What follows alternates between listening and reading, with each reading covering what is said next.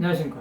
오늘은 마태복음 17장 22절에 23절의 말씀고 죽음과 부활을 다시 이르심이라는 제목으로 하나님의 말씀을 나누고자 합니다.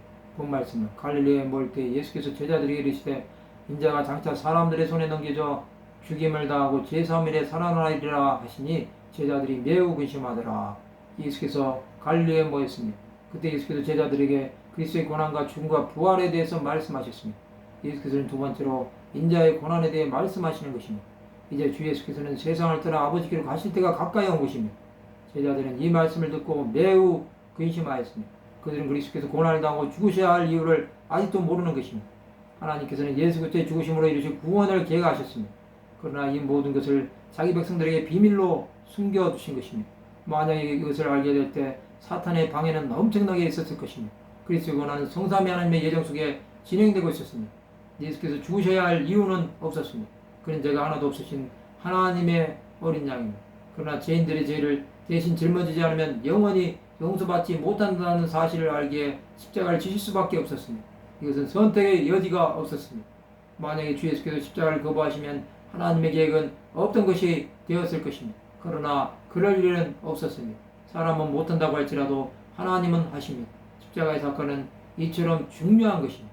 이것은 돌이킬 수 없었습니다. 인자의 고난은 선지자들을 통하여 예언된 것입니다.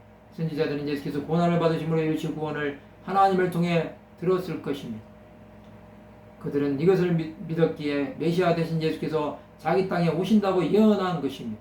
그들은 하나님의 말씀을 조금도 의심하지 않고 믿었습니다. 하나님께서 그들에게 이렇게 하신 것은 선지자들도 고난을 당해야 했기 때문입니다. 예수 그리스도의 고난은 우리를 위한 것입니다. 그가 고난을 당하심으로 우리가 죄에서 구원함을 받은 것입니다. 그 고난을 받으심으로 죄의 형벌에서 용서함을 받은 것입니다. 우리의 죄는 하나님을 믿지 않은 것입니다. 아담으로부터 시작된 원죄는 하나님을 떠난 결과입니다. 또 우리는 하나님과 원수가 되었습니다. 그 결과로 하나님을 보기만 해도 죽는 것입니다. 이제 우리가 하나님께 닿기 위해서는 예수 그리스도의 십자가에서 죽으심이 있어야만 했던 것입니다. 예수께서는 이것을 피하시지 않으셨습니다. 그의 십자가를 받아들이신 것입니다. 그가 십자가의 잔을 마심으로 우리는 사망에서 생명으로 옮긴 자가 된 것입니다. 예수 그리스도의 피는 이처럼 자유함을 주는 것입니다. 또 생명으로 나갈 수 있는 길이 열린 것입니다.